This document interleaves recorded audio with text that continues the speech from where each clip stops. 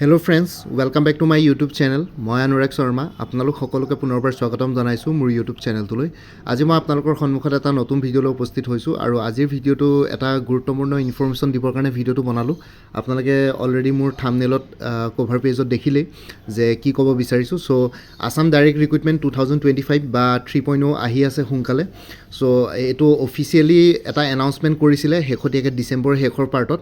আকৌ এবাৰ আগতেতো কৰিছিলে অক্টোবৰ মাহতো অলৰেডি আমাৰ honourable chief minister of Assam doctor Himanta Biswa শৰ্মাই অলৰেডি কৈছিলে। এতিয়া ডিচেম্বৰৰ লাষ্টৰ ভাগতো এবাৰ অফিচিয়েল এনাউন্সমেণ্ট এটা কৰিছিলে আছাম ডাইৰেক্ট ৰিক্ৰুইটমেণ্ট 2025 বা 3.0ৰ বিষয়ে। চ' সেই এনাউন্সমেণ্টটোৰে মই অকণমান অকণমান আপোনালোকক আৰু দুটামান বস্তু বেছিকৈ কৈ দিছোঁ। চ' ADRE এইবাৰ যোনটো হ'ব 2025ৰ 3.0 হ'ব। এইবাৰ খালী ভেকেঞ্চি এৰাউণ্ড 15,000 থাকিব আৰু এডভাৰটাইজমেণ্ট নটিফিকেশ্যন আপোনালোকে মে' মাহত পাই যাব 2025ৰ মে' 2025। কাৰণ এইখিনি যোনখিনি পৰীক্ষা অনুষ্ঠিত হৈ গ'ল, যোনখিনিৰ ৰিটেন এক্সামিনেশ্যন ৰিজাল্ট আমাৰ অসম চৰকাৰে জনোৱা মতে বা honourable chief minister of Assam doctor Himanta Biswa শৰ্মাই জনোৱাৰ মতে ফেব্ৰুৱাৰীৰ লাষ্টৰ ভাগত নহ'লে মাৰ্চৰ ফাৰ্ষ্ট উইকত ওলাই যাব। চ' সেইখিনি গোটেইখিনি তাৰপিছত স্কিল টেষ্ট হ'ব। স্কিল টেষ্টৰ কাৰণে আপোনালোকৰ সময় দিব বাৰু 15-20 দিন সময় দিব মাজত। তাৰপিছত স্কিল টেষ্টৰ পিছত ফাইনেল ৰিজাল্ট আপোনালোকে এপ্ৰিল মাহত পাই যাব বিহুৰ পাছত।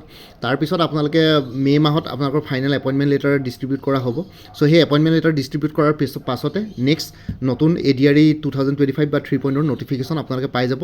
মে' মাহতে আহি যাব এডভাৰটাইজমেণ্ট বা নটিফিকেশ্যন। আৰু ইয়াতো সেই পষ্ট গ্ৰেড 3 গ্ৰেড 4 দুইটা কেটেগৰীয়ে থাকিব। গ্ৰেড 3 আপোনালোকে জানে গোটেইকেইটা কেটেগৰী থাকিব। HSSLC লেভেলৰ থাকিব বা HSLC মানে হাই ছেকেণ্ডেৰী পাছ লেভেল থাকিব। ছায়েন্স নন ছায়েন্স গোটেইকেইটা থাকিব। তাৰোপৰি থাকিব আপোনালোকৰ HSLC বা ড্ৰাইভাৰ পষ্টটো থাকিব। গ্ৰেড 3ৰ অনলি গ্ৰেজুৱেট থাকিব, গ্ৰেজুৱেট উইথ কম্পিউটাৰ থাকিব, ষ্টেন'গ্ৰাফি থাকিব, সেইখিনি বস্তু থাকিব, লাইব্ৰেৰী ছায়েন্স থাকিব। তাৰপিছত সেই তেনেকৈ ধৰণে গোটেইকেইটা কেটেগৰীয়ে ইয়াতে পৰীক্ষা অনুষ্ঠিত হ'ব আৰু ঠিক তেনেদৰে গ্ৰেড 4ৰো পৰীক্ষা ইয়াতে থাকিব। ঠিক আছে, গ্ৰেড 4ৰো আপোনালোকৰ ইয়াতে পষ্ট আপোনালোকে এক্সপেক্ট কৰিব পাৰে। ক্লাছ 8লৈকে পঢ়া বা মেট্ৰিক পাছ সেই গোটেইকেইটা কেটেগৰী ইয়াতে থাকিব। আৰু ভেকেঞ্চি থাকিব এৰাউণ্ড 15,000টো এতিয়ালৈকে বৰ্তমান তেওঁলোকে টেণ্টেটিভ ভেকেঞ্চি বুলি জনাইছে, কিন্তু টেণ্টেটিভ নহয়, সেইটো একচুৱেলি 15,000তকৈ বেছি হ'ব পাৰে। এতিয়া যিহেতু এইকেইদিন সময় আছে, তাৰ ভিতৰত ডিপাৰ্টমেণ্টবিলাকত কিমান কি আৰু এক্সট্ৰা ভেকেঞ্চিজ উলিয়াব পাৰে বা নতুনকৈ ডিপাৰ্টমেণ্ট যদি এক্সটেণ্ড কৰে তেতিয়াও ভেকেঞ্চি ক্ৰিয়েট হ'ব পাৰে। চ' 15,000তকৈ আপোনালোকে ভেকেঞ্চি হয়তো অলপ বেছিয়ে পাব, কম নাপায় ইয়াতে। ঠিক আছে, চ' এইখিনি অফিচিয়েলিটো আছাম গভৰ্ণমেণ্টে এনাউন্স কৰিলে আৰু ময়ো লগতে কিছুমান অফিচিয়েল, কিন্তু অফিচিয়েল হ'লেও মানে তেওঁলোকে ডাইৰেক্টলি অফিচিয়েল চ'ৰ্চ বুলি নকওঁ, আনঅফিচিয়েল বুলিয়ে ক'ব লাগিব। কাৰণ অফিচত কোনোবাই কৰা হোম এণ্ড পলিটিকেল ডিপাৰ্টমেণ্টৰ ফালৰ পৰা এইখিনি বস্তু মানে home and political personal department এইখিনিৰ পৰা অকণমান ইনফৰ্মেশ্যন পোৱা মতে চ' ভেকেঞ্চিজ এইটো মতে ওলাবই মে' মাহত আৰু লগতে 15,000তকৈ হয়তো বেছি হ'ব পাৰে। ঠিক আছে, চ' সেইটো কাৰণে আপোনালোকে প্ৰস্তুতি কৰি থাকক। এইবাৰ যিসকলে ADRE দিবলৈ নাপালে বা যিসকলৰ গ্ৰেজুৱেশ্যন কমপ্লিট হোৱা নাছিলে, যিসকলে গ্ৰেজুৱেট কমপ্লিট হ'ল বা যিসকলে কেনেবাকৈ পৰীক্ষা হয়তো এইবাৰ ইমান ভাল পাৰফৰ্মেঞ্চ কৰিব পৰা নাই, আপোনালোকে প্ৰিপেৰেশ্যন কৰি থাকক। কাৰণ মে' মাহত ভেকেঞ্চি ওলাব আৰু পৰীক্ষাটো সি তেনেদৰে গৈ পেলাই আগষ্ট ছেপ্টেম্বৰত পৰীক্ষা অনুষ্ঠিত কৰিবগৈ। চ' তেনেকৈ এইটো বছৰৰ নিচিনা প্ৰত্যেক বছৰে ADRE উলিয়াবৰ কাৰণে আছাম গভৰ্ণমেণ্টে চেষ্টা চলাব। তেনেকৈ আপোনালোকে মানে কি বুলি কয়, এটা গভৰ্ণমেণ্ট চাকৰি ল'বৰ কাৰণে যিমান পাৰে আনএমপ্লয়ড ইয়থখিনিক সুবিধা কৰি দিব। ঠিক আছে, চ' এইখিনি আছিলে ইনফৰ্মেশ্যন। আপোনালোকক ক'লোৱে ADRE 2025ৰ বা 3.0ৰ নটিফিকেশ্যন মে' ওলাব। পষ্ট থাকিব গ্ৰেড 3 গ্ৰেড 4, ভেকেঞ্চি 15,000। এইটো টেণ্টেটিভ বা টেণ্টেটিভ বুলিয়ে ক'ম, কাৰণ ইয়াতকৈ অলপ বেছি ওলাব পাৰে। বাকী আপোনালোকে যদি আপকামিং এক্সামছবিলাকৰ কাৰণে প্ৰিপেৰেশ্যন কৰি আছে তেতিয়াহ'লে কোৰ্চেছ এভেইলেবল আছে। ADRE 2025 বা 3.0ৰ ফুল কোৰ্চ এভেইলেবল আছে 350ত। যিসকলে যোৱাবাৰ মোৰ কাৰোবাৰ ADRE কোৰ্চ লৈছিলে তেওঁলোকৰ বহুতখিনি কুৱেশ্যনছ ADREৰ এক্সামত কমনো আহিছিলে বাৰু। চ' আপোনালোকে ল'ব পাৰে এতিয়াৰ পৰা যদি প্ৰিপেৰেশ্যন কৰিম বুলি ভাবিছে। বা কোৰ্চখিনি যিহেতু PDF ফৰ্মেটত এভেইলেবল আছে আৰু MCQ ফৰ্মেটত আছে, কিছুমানৰ এক্সপ্লেনেশ্যনো আছে বাৰু, আপোনালোকে ল'ব পাৰে প্ৰেক্টিছৰ কাৰণে। ADRE 3.0ৰ ফুল কোৰ্চ এভেইলেবল আছে 350ত। DSS DME IASৰ গ্ৰেড 3 কাৰণে ফুল কোৰ্চ এভেইলেবল আছে 350ত। ইয়াতে গ্ৰেড 3 টেকনিকেল নন টেকনিকেল গোটেইকেইটা আছে। খালি টেকনিকেলৰ আপোনালোকে জিকে এৰিথমেটিক আৰু আপোনালোকে ইংলিছ পৰ্চনটো পাই যাব। টেকনিকেল পাৰ্টখিনি নাই, কিন্তু গ্ৰেড 3 গ্ৰেড 4 আৰু গ্ৰেড 3 টেকনিকেল নন টেকনিকেল গোটেইখিনিৰ কাৰণে ইয়াতে পাই যাব 350ত। গ্ৰেড 3 নন টেকনিকেলৰটো ফুল কোৰ্চে আছে। APSC এনফৰ্চমেণ্ট ইনস্পেক্টৰ ফুল কোৰ্চ প্লাছ মডেল পেপাৰ ল'ব পাৰে 400 ৰুপিছত এভেইলেবল আছে। আৰু যদি কোনোবাই অকল ফুল কোৰ্চ ল'ব বিচাৰে তেনেহ'লে 375। অকল যদি মোক মডেল কুৱেশ্যন পেপাৰ ল'ব বিচাৰে তেনেহ'লে 50 ৰুপিজ। গুৱাহাটী হাইকোৰ্টৰ জুডিচিয়েল এছিষ্টেণ্টৰ ফুল কোৰ্চ এভেইলেবল আছে 375ত। APSC assistant accounts officer APDCL ACL কাৰণে ফুল কোৰ্চ এভেইলেবল আছে জেনেৰেল ইংলিছ, জেনেৰেল নলেজ আৰু মেথমেটিক্স ডেছক্ৰিপটিভ 3খন পেপাৰৰ ওপৰত 400ত।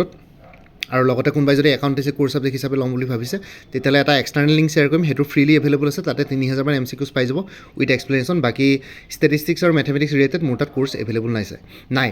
APSC জুনিয়ৰ এডমিনিষ্ট্ৰেটিভ এছিষ্টেণ্ট মানে JA ৰ ফুল কোৰ্ছ এভেইলেবল আছে, জেনেৰেল ষ্টাডিজ মানে যোনটো ফেজ 1 এক্সামিনেশ্যনৰ কাৰণে ফুল কোৰ্ছ এভেইলেবল আছে, বাকী ফেজ 2 জেনেৰেল ইংলিছ আৰু প্ৰিচি ৰাইটিং পাই যাব 400ত। আছাম পুলিচৰটো আজি পৰীক্ষা হৈ গ'ল, চ' আছাম পুলিচৰ কোৰ্ছটো এতিয়া বৰ্তমান লৈ পেলাই আপোনালোকৰ ইমান লাভ নহ'ব। চ' বাকী কনিষ্টবল আৰু অন্যান্য পোষ্টসমূহৰ কাৰণে আছাম পুলিচৰ আজি SI পৰীক্ষা হৈছে, কিন্তু কনিষ্টবল আৰু অন্যান্য পোষ্টসমূহৰ কাৰণে এতিয়াও ৰিটেন এক্সামিনেশ্যন হ'বলৈ বাকী আছে। চ' তাৰ কাৰণে কোৰ্ছটো ল'ব পাৰে, ফুল কোৰ্ছ এভেইলেবল আছে 350ত। APSC ষ্টেন'গ্ৰাফাৰ গ্ৰেড 2ৰ ৰিটেন এক্সামিনেশ্যনৰ ফুল কোৰ্ছ এভেইলেবল আছে 300ত, আৰু উইমেন এণ্ড চাইল্ড ডেভেলপমেণ্টৰ ষ্টেটিষ্টিকেল এছিষ্টেণ্টৰ ফুল কোৰ্ছ এভেইলেবল আছে 350ত। আৰু মোৰ পৰা এবাৰ কোৰ্ছ ল'লে কাৰেণ্ট এফেয়াৰ্ছ লাইফ টাইমৰ কাৰণে পাই থাকিব, তাৰ কাৰণে আপোনালোকে এডিশ্যনেল পে'মেণ্ট কৰিব নালাগে। প্ৰত্যেক মাহৰ ষ্টাৰ্টিঙতে মোৰ হোৱাটছএপত এটা ৰিমাইণ্ডাৰ মেছেজ দিলেই হ'ল। এতিয়া বৰ্তমান কোৰ্ছখিনিত কাৰেণ্ট এফেয়াৰ্ছ জানুৱাৰী 2023 পৰা ডিচেম্বৰ 2024 লৈকে কভাৰ কৰা হৈছে, বাকী 2025ৰ এইবাৰ এতিয়া জানুৱাৰী আৰম্ভ হৈছে, ফেব্ৰুৱাৰী মাহত জানুৱাৰী মাহৰ কাৰেণ্ট এফেয়াৰ্ছখিনিও পাই যাব।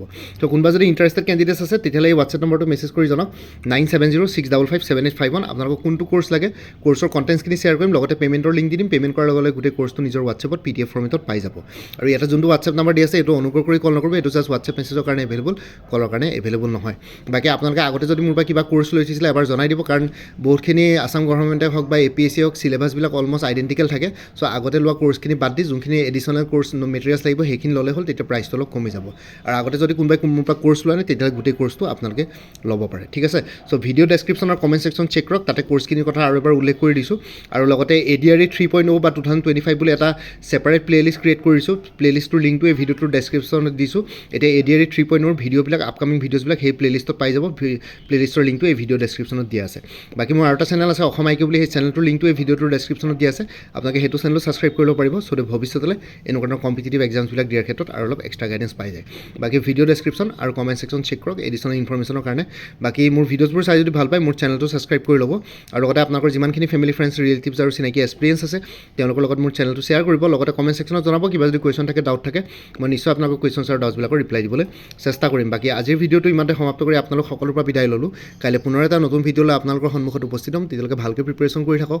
সকলোৱে অল দি বেষ্ট থাকিলে। Bye and take care friends. Bharat Mata কি জয়, জয় আই অসম।